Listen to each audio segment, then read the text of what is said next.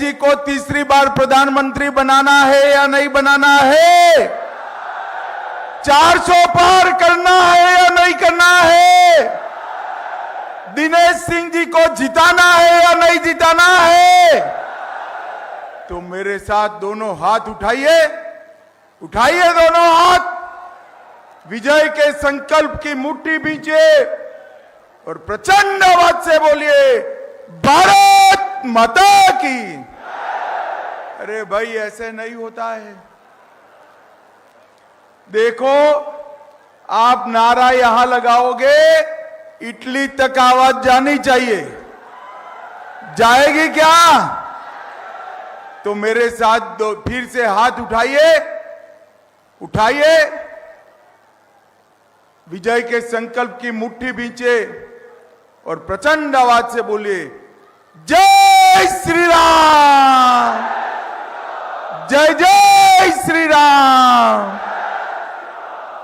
मंच पर उपस्थित श्रीमती प्रतिभा शुक्ला जी, बहन अदिति सिंह जी, गिरीश नारायण पांडे जी, श्री रामलाल अकेला जी, धीरेन्द्र बहादुर सिंह जी, श्री राकेश सिंह जी, बुद्धिलाल पासी जी, संजय राय जी, पीयूष मिश्रा जी, गुजरात से यहां आए हुए प्रदीप सिंह जाडेजा जी, श्री के.सी. पटेल जी, बहन रंजना चौधरी जी, रामदेव पाल जी, विकास सिंह जी, राजा राकेश प्रताप सिंह जी, सुनील शर्मा जी, आरबी सिंह जी, पशुपति शंकर वाजपेयी जी, अजय त्रिपाठी जी, सुरेंद्र सिंह जी, राजा पांडे जी, और आज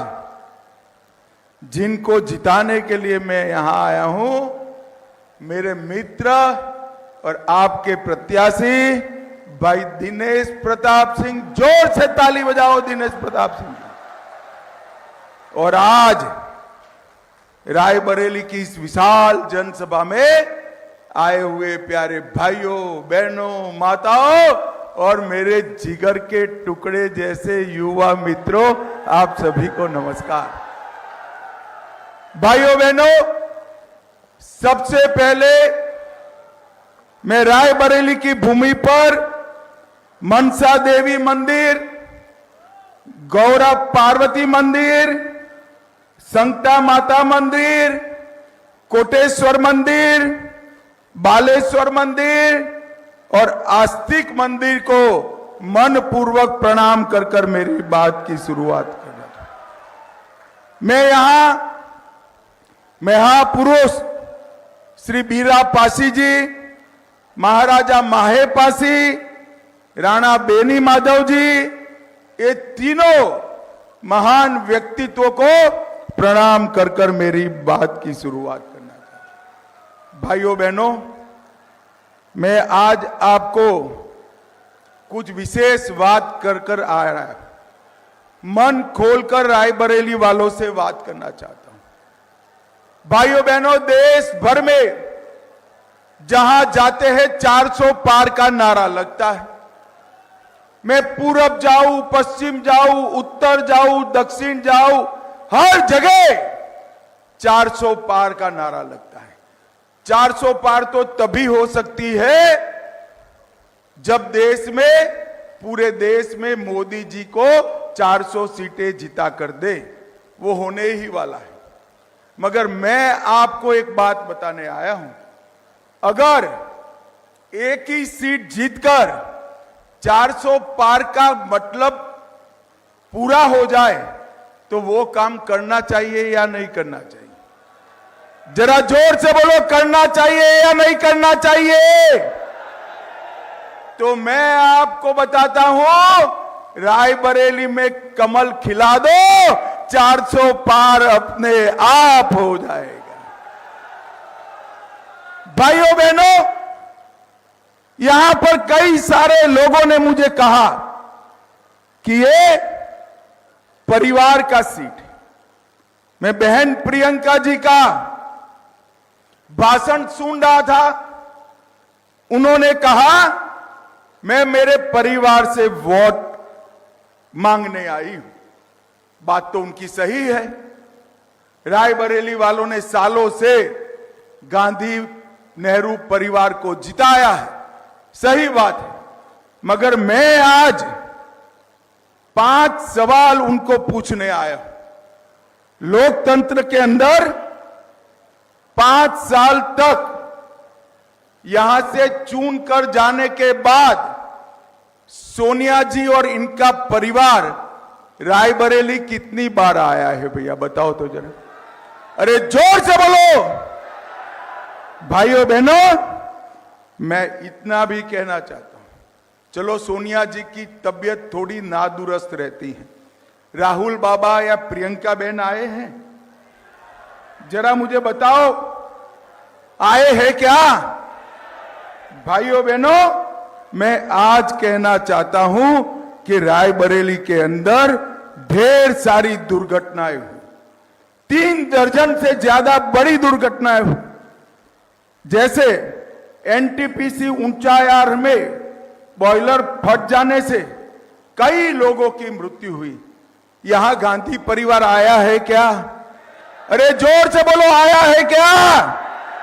बछरावा में ट्रेन दुर्घटना में 50 लोग मारे गए, आया है क्या? नाव डूबने से आधे दर्जन लोग मारे गए, आए हैं क्या? तार गिरने से रोपाई कर रही 5 महिलाएं, गरीब महिलाएं झुलस कर मर गई, उनके घर कोई गया है क्या? 5 बच्चियां डूबकर मर गई, कोई गया है क्या? बहन प्रियंका, ये परिवार है आपका और हमारा दिनेश प्रताप, ये 5 में से एक भी घटना ऐसी नहीं है जहां घर पे बैठने के लिए नहीं गए। भाइयों बहनों, सांसद कैसा चाहिए? जनता की खुशी में खुशी हो और जनता के गम में गम को वहन करे, ऐसा सांसद चाहिए। मुझे बताइए, ये शाहजादे आज यहां वोट मांगने आए हैं, इतने सालों से वोट दे रहे हो। मेरे सामने विशाल जनसमूह 40-50 हजार का बैठा है। सांसद निधि से आपको कुछ मिला है क्या? जरा बोलो, मिला है क्या? उन्होंने खर्च पूरी की है। मैं हिसाब लेकर आया हूं, पूरा खर्चा किया है भाई। अब आप कह रहे हो मिला नहीं है, तो कहां गया?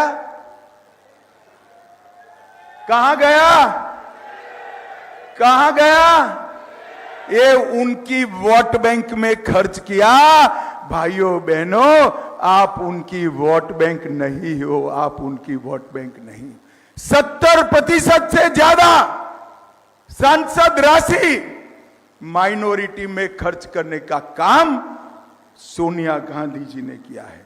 भाइयों बहनों, मैं आज आपको कहने आया हूं, पूरे उत्तर प्रदेश में, मैं बाद में बात करता हूं, मोदी जी ने विकास की बहार चलाई, मगर ये परिवार यहां एक बाड़ लगाकर बैठा है, विकास को रायबरेली में घुसने नहीं देता है। ये बाड़ा एक बार तोड़ दो, रायबरेली जनपद को हम उत्तर प्रदेश में नंबर 1 जनपद बनाएंगे, नंबर 1 जनपद। भाइयों बहनों, मुझे बताओ, ये कश्मीर जो है हमारा है या नहीं है? अरे जोर से बोलो, है या नहीं है? और जोर से बोलो, है या नहीं है? ये कांग्रेस के नेता खड़गे जी कहते हैं उत्तर प्रदेश और राजस्थान वालों को कश्मीर से क्या लेना देना है। खड़गे महाराज 80 पार कर गए, रायबरेली के लोगों को नहीं जान पाए। रायबरेली का बच्चा बच्चा कश्मीर के लिए अपनी जान दे सकता है। भाइयों बहनों, मुझे बताओ, कश्मीर से धारा 370 हटनी चाहिए थी या नहीं हटनी चाहिए थी? जोर से बोलो, हटनी चाहिए थी या नहीं हटनी चाहिए थी? 70 साल से ये गांधी परिवार धारा 370 को अनौरस बच्चे की तरह गोदी में लेकर बैठा था। आपने मोदी जी को दूसरी बार प्रधानमंत्री बनाया। 5 अगस्त 2019 को मोदी जी ने धारा 370 को समाप्त कर दिया और कश्मीर हमेशा के लिए भारत का हिस्सा बन गया। भाइयों बहनों, जब मैं धारा 370 का हटाने का बिल लेकर खड़ा हुआ, ये राहुल बाबा कहते हैं मत हटाओ मत हटाओ। मैंने पूछा कि क्यों ना हटाए भाई, तो उन्होंने कहा कश्मीर में खून की नदियां बह जाएगी। राहुल बाबा 5 साल हो गए, खून की नदियां छोड़ो, कंकर चलाने की किसी की हिम्मत नहीं है। कंकर चलाने ये नरेंद्र मोदी सरकार, नरेंद्र मोदी जी ने देश को सुरक्षित करने का काम किया। 10 साल तक, 2014 तक, 2004 से इस देश में सोनिया मनमोहन सरकार चली, कांग्रेस की सरकार चली, सपा बसपा के समर्थन वाली सरकार चली। आए दिन बम धमाके होते थे। ये पाकिस्तान से आलिया मालिया जमालिया घुस जाते थे, बम धमाके करते थे, मगर कोई कुछ नहीं करता।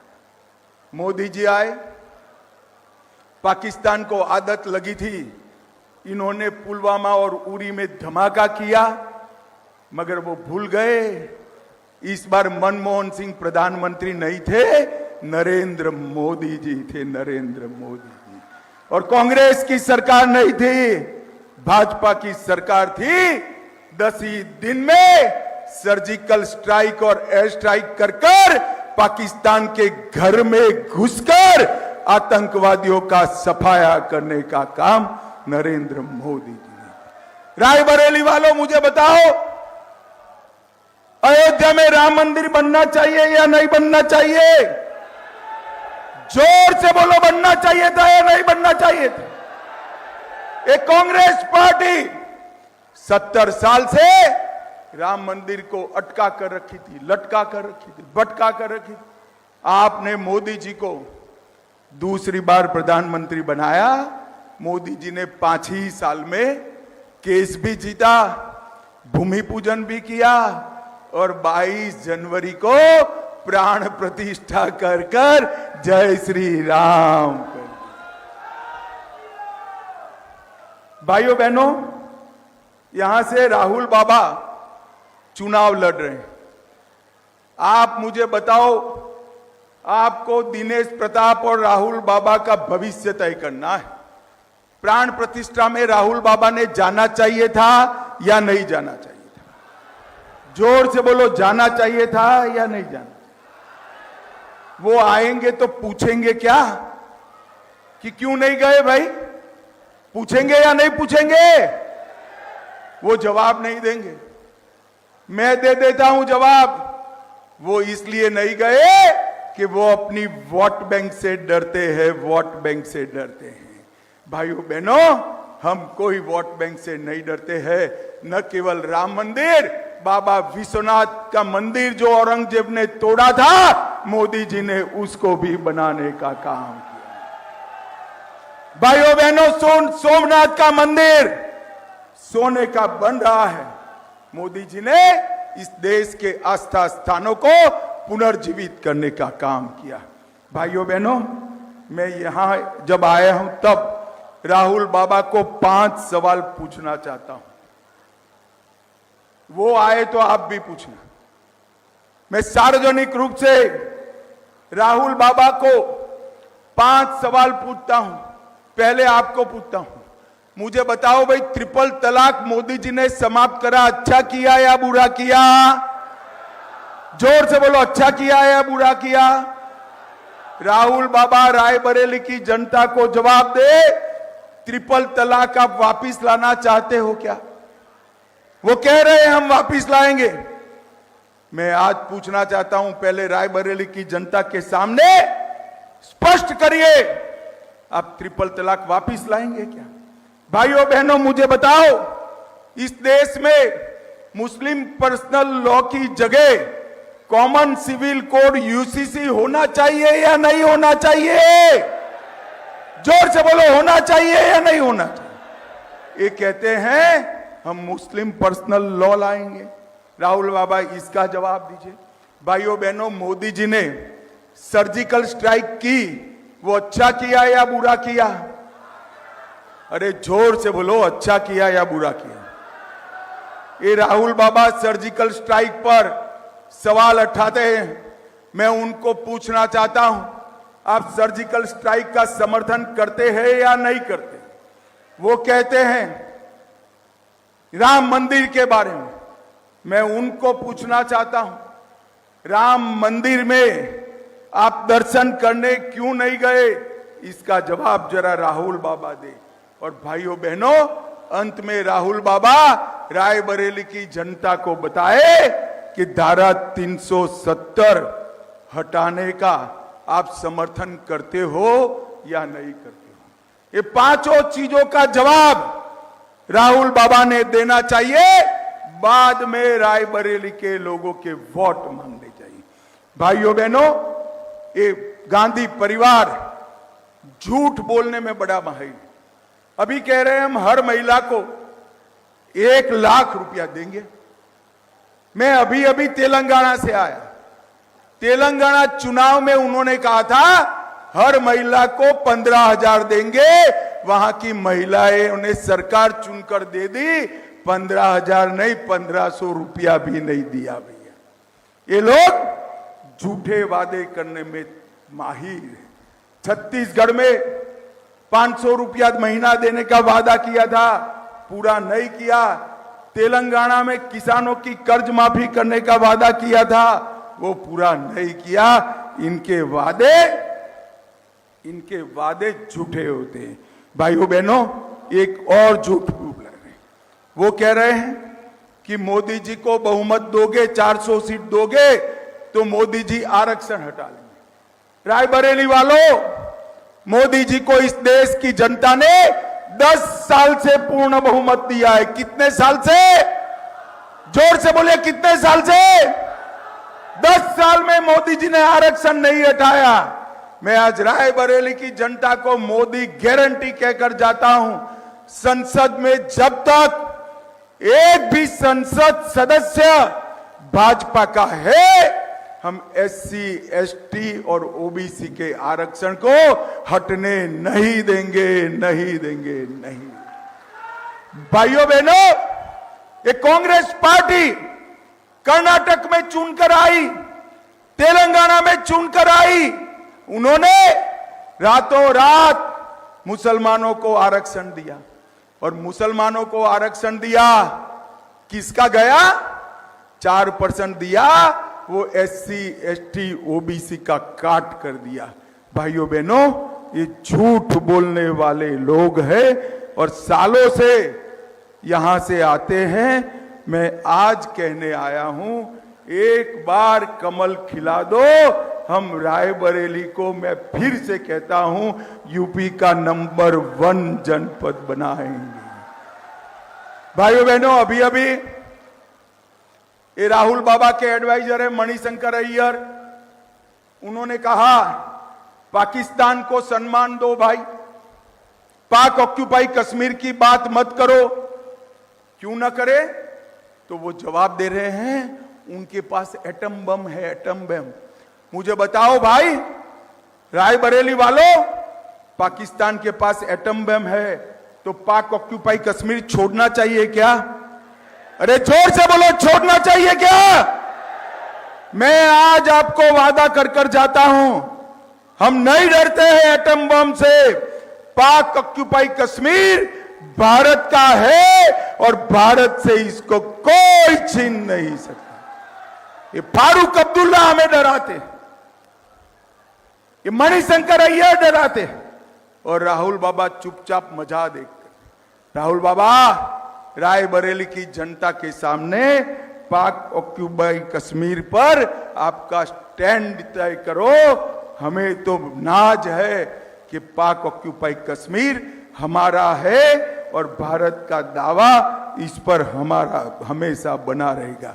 भाइयों बहनों, उत्तर प्रदेश में मोदी जी ने विकास की एक गंगा बहाई। Purvanchal express, Bundelkhand express, Gorakhpur express, Ballia express, Ganga express, लगभग 14 एक्सप्रेस वे बनाकर उत्तर प्रदेश का विकास किया। 7000 किलोमीटर एक्सप्रेस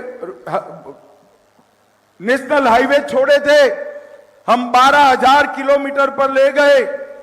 हवाई अड्डे 2 छोड़कर गए थे, हमने 9 बना दिए और 12 बन रहे हैं। और जेवर में एशिया का सबसे बड़ा हवाई अड्डा उत्तर प्रदेश में बन रहा है। 2 ही शहरों में मेट्रो थी, आज 5 में है। मेडिकल कॉलेज 12 थी, आज 68 है और 22 नई बन रही है। 2 एम्स बने गोरखपुर और रायबरेली में। 30 नहर योजनाओं से 50 लाख किसानों की 23 लाख हेक्टेयर भूमि को सिंचित किया। डिफेंस कॉरिडोर बना। मोबाइल मैन्युफैक्चरिंग देश का 60% यूपी में हो रहा है। मेडिकल डिवाइस पार्क बना, फिल्म सिटी बनी, टॉय पार्क बना, हैंडीक्राफ्ट पार्क बना और लॉजिस्टिक हब भी बना। ग्रेटर नोएडा में IIT आया, बरेली में मेगा फूड पार्क आया, उन्नाव में ट्रांस गंगा सिटी बना, गोरखपुर में प्लास्टिक पार्क बना। मगर यहां घुसने ही नहीं देते हैं। यहां के विकास के ताले की चाबी दिनेश प्रताप है। इसको एक बार ताला खोल दो, हम ये सारे विकास के काम रायबरेली में भी करेंगे।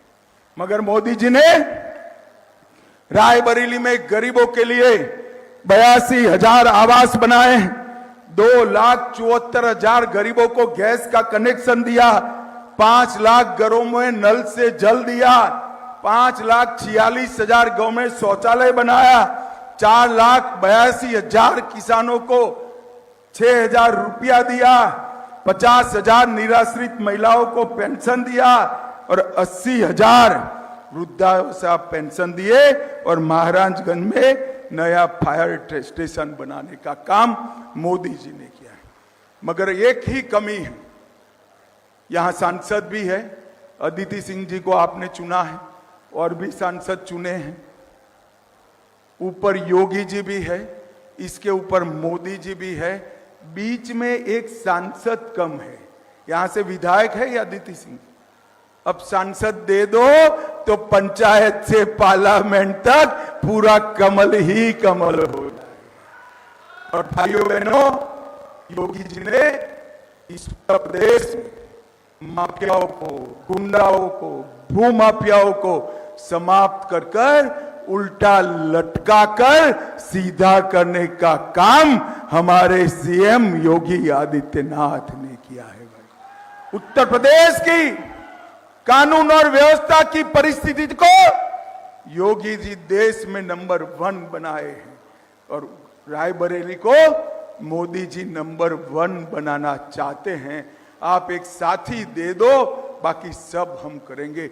मैं आज फिर से रायबरेली की जनता को कहना चाहता हूं, सालों तक आपने गांधी परिवार को मौका दिया, कोई विकास का काम नहीं हुआ। अमेठी ने भी दिया था। 2018 में अमेठी की कलेक्टर ऑफिस का भूमि पूजन मैंने किया।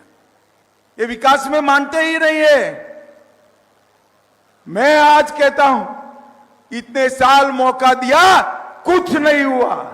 आपके सुख दुख में भी नहीं आए हैं। एक मौका भाजपा को देकर देखो, हम रायबरेली को कहां से कहां पहुंचाने का काम भारतीय जनता पार्टी करेगी। भाई और बहनों, मोदी जी ने देश को सुरक्षित बनाया है, समृद्ध बनाया है, आगे बढ़ाया है, चंद्रमा पर चंद्रयान पहुंचाया है, G20 किया है और देश का सम्मान दुनिया में बढ़ाने का काम किया है। पूरा देश मोदी मोदी कर रहा है। आज मैं आपसे अपेक्षा लेकर आया हूं, आपसे प्रार्थना करना चाहता हूं, मोदी जी की विकास यात्रा में हमारा रायबरेली भी जुड़ जाए। हम रायबरेली को आगे बढ़ाना चाहते हैं, इसीलिए दिनेश भैया को टिकट देकर आपके बीच में रखा है। ये 12 महीना 24 घंटे जनता के बीच में रहने वाला आदमी ऐसा ढूंढो कि घर का काम पड़े तो आपके घर पर वो आए, आपको दिल्ली न जाना पड़े। समझ पड़ती है भाई बात मेरी? मुझे बताओ, सांसद आपके घर पर जाइए या आपको दिल्ली जाना है? अरे जोर से बोलो भाई, घर पर चाहिए ना? तो एक ही ऑप्शन है, दिनेश को जिताना है। मुझे बताओ भाइयों बहनों, दिनेश सिंह को जिताएंगे क्या? अरे ऐसे नहीं होता है भाई, जोर से बोलिए, दिनेश प्रताप को जिताएंगे क्या? 400 पार कराएंगे क्या? रायबरेली में कमल खिलाएंगे क्या? मोदी जी को तीसरी बार प्रधानमंत्री बनाएंगे क्या? तो मेरे साथ दोनों हाथ उठाइए, उठाइए दोनों हाथ, विजय के संकल्प की मुट्ठी बींचे और प्रचंड आवाज से बोलिए, भारत माता की, भारत माता की, वंदे वंदे वंदे, जय श्री राम, जय जय श्री राम।